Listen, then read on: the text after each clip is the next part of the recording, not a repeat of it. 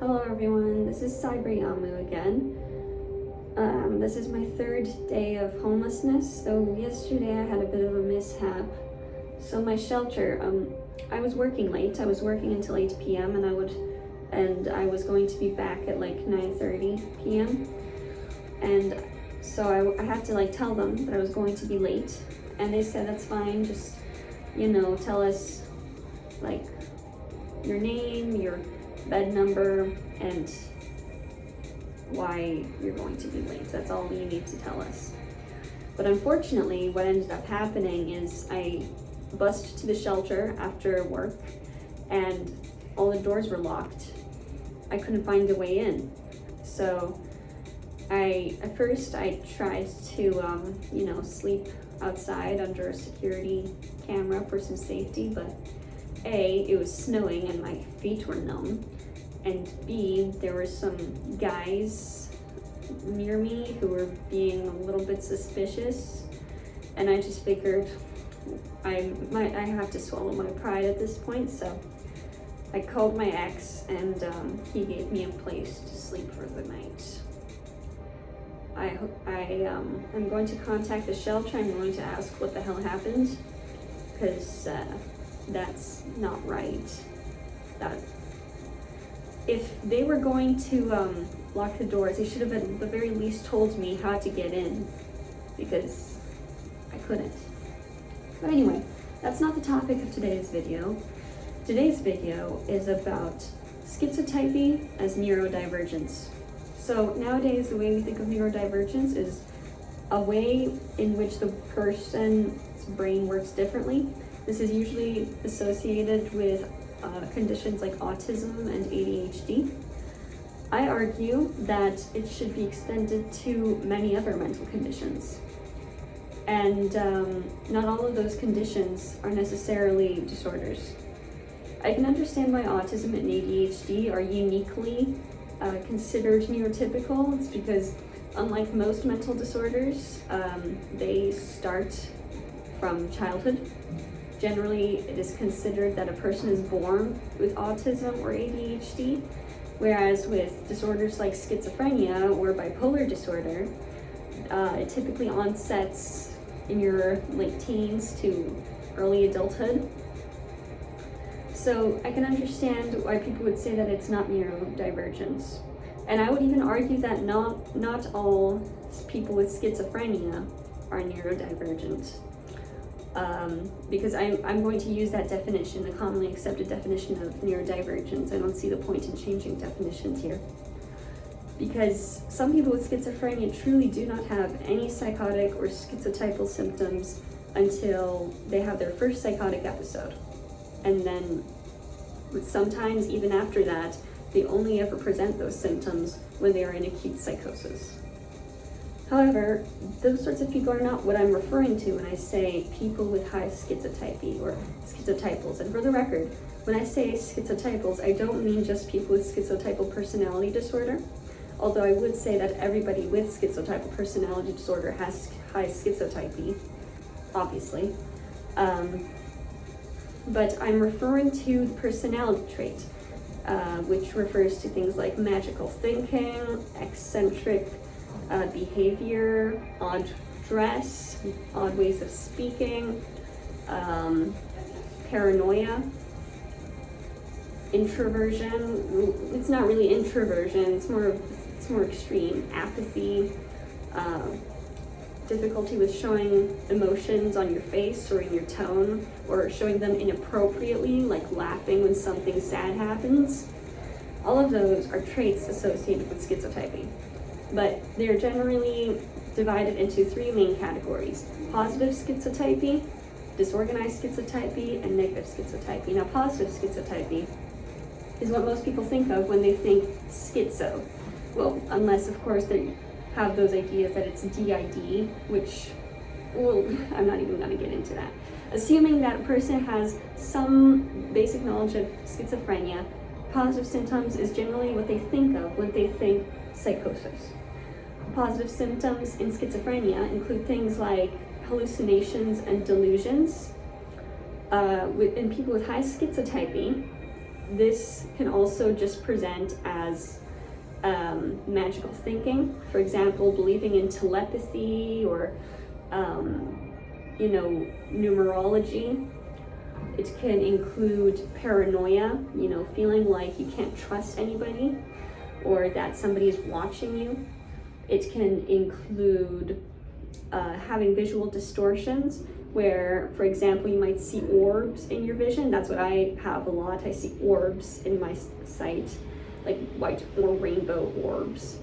Or you might see flickers of shadows where there aren't any, or like your fingers are stretching, or like think that the world is just distorted. Those sorts of perceptual distortions, which do not necessarily step into the realm of psychosis, but they do resemble it.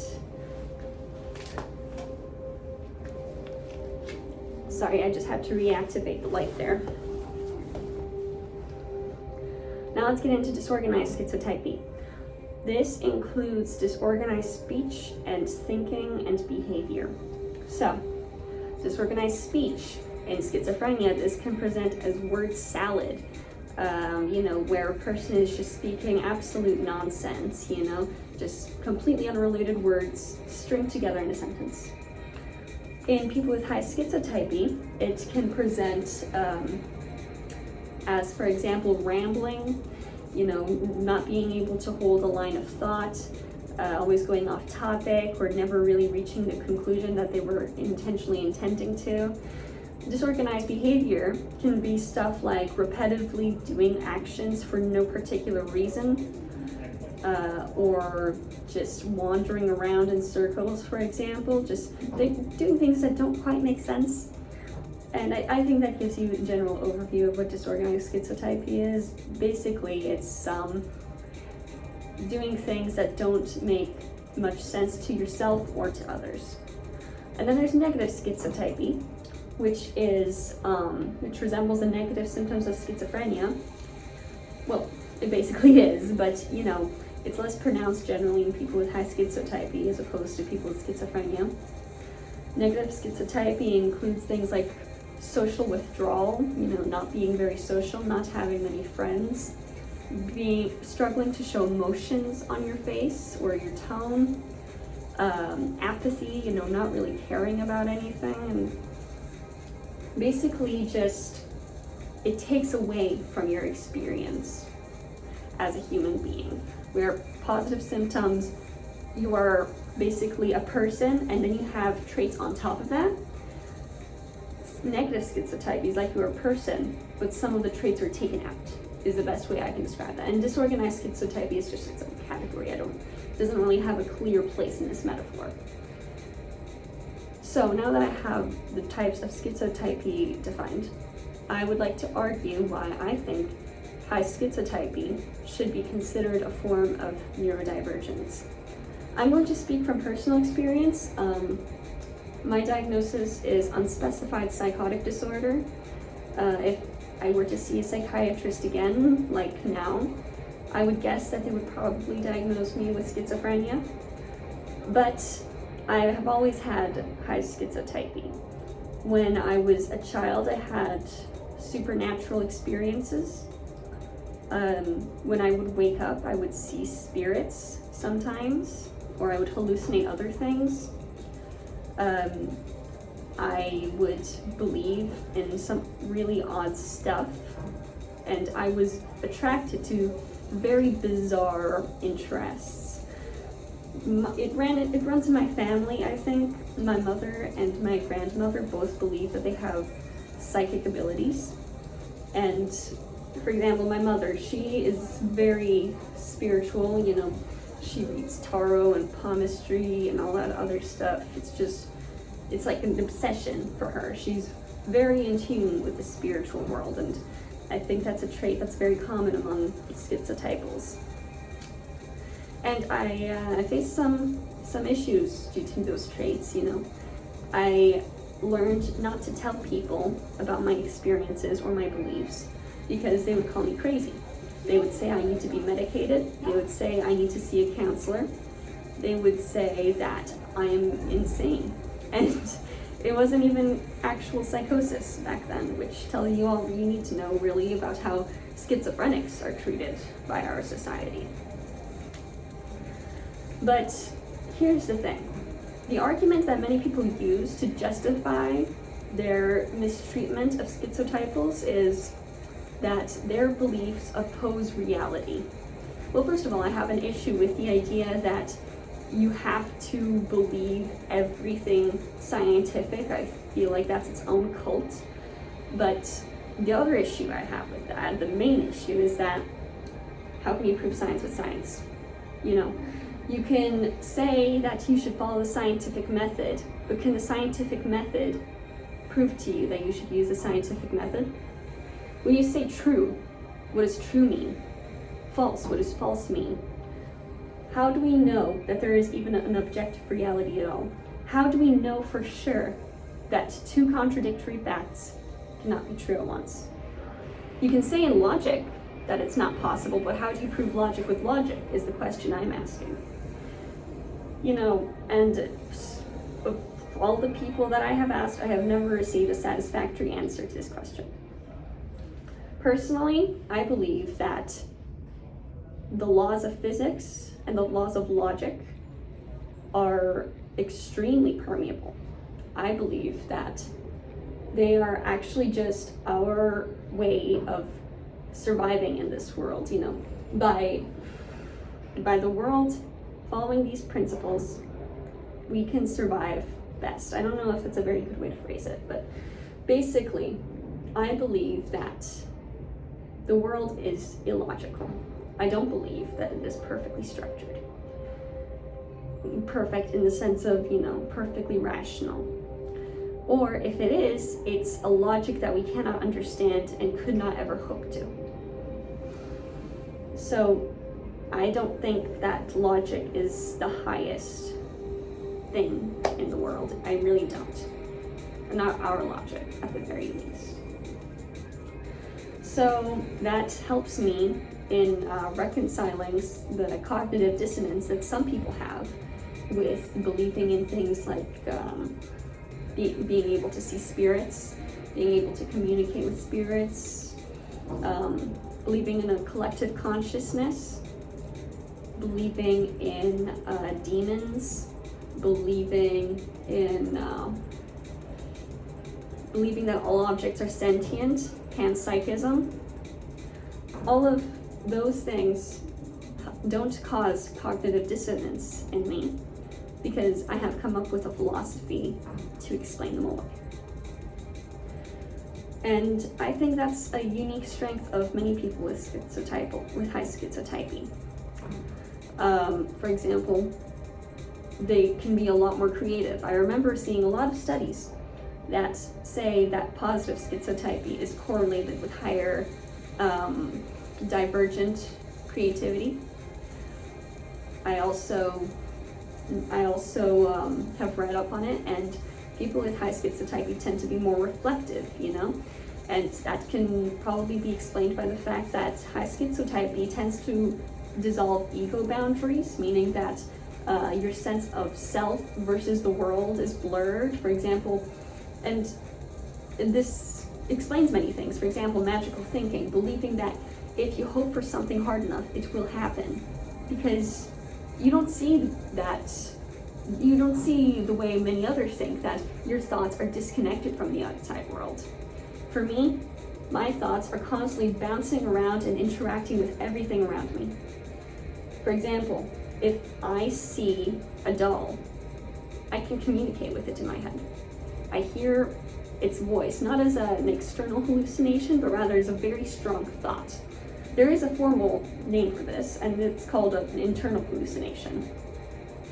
And I don't have an issue calling it a hallucination because of another term called double bookkeeping, which allows me to hold two facts at once and believe them both. I believe that I truly am hearing the voice of a doll, of a spirit in a doll's vessel, and I also believe that it's an internal hallucination. These two things cause zero conflict in me. And you know, just by what I've talked about alone, you can already see that there is a great deal of depth to how schizotypy operates in a person. There are many different mechanisms, many different presentations, but it really is a complex personality trait that influences the way a person sees the world greatly. And you know what? Unlike many other personality traits, schizotypy is very much not normalized. Let's say a person has high extroversion or low extroversion. It is not completely out of the blue to meet somebody who is extremely talkative or extremely reclusive.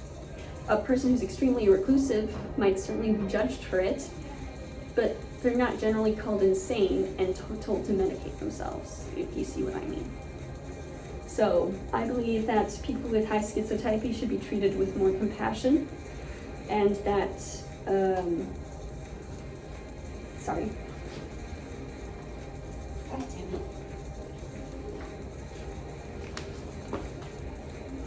And that we should have our ideas recognized instead of dismissed. You know, our entire world is built around science nowadays, you know, and I don't have an issue with that. And for the record, I don't think people with high schizotypy cannot do science. Like I said, double bookkeeping. You can hold two facts that seem to contradict at once without any cognitive dissonance.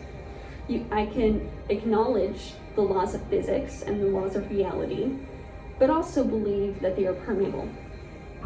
Anyways, to conclude the video, it is not impossible for a person with high schizotypy to, for example, do science because of double bookkeeping. Everybody double bookkeeps.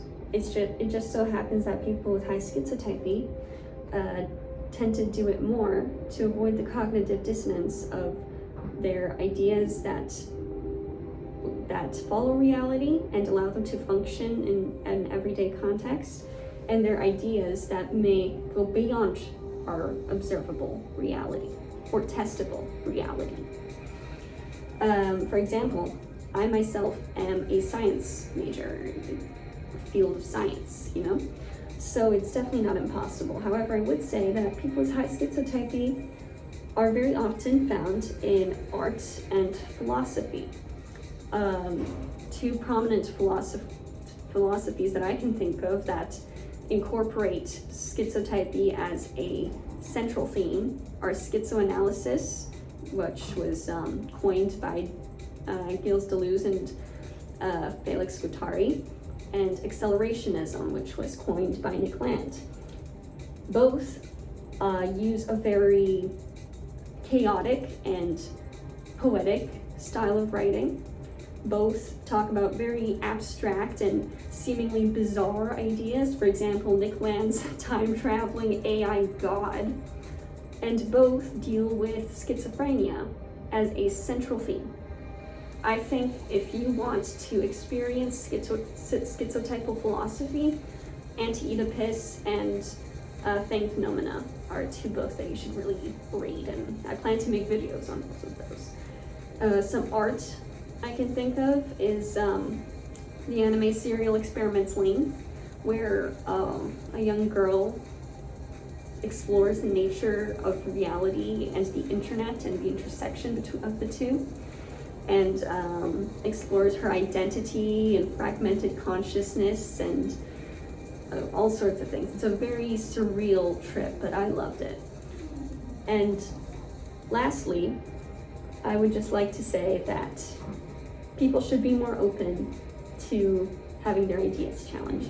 I see a lot of people in science say that they're all so open-minded and they would love to hear other perspectives until you criticize science as a concept.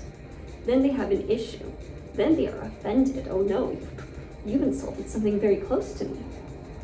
Well, guess how we feel when every day we are told to medicate ourselves, that we're insane, that we need to go to the psych ward. Get a taste of your own medicine, I guess. So that concludes today's video, I think. Cyber Yaman out. Bye.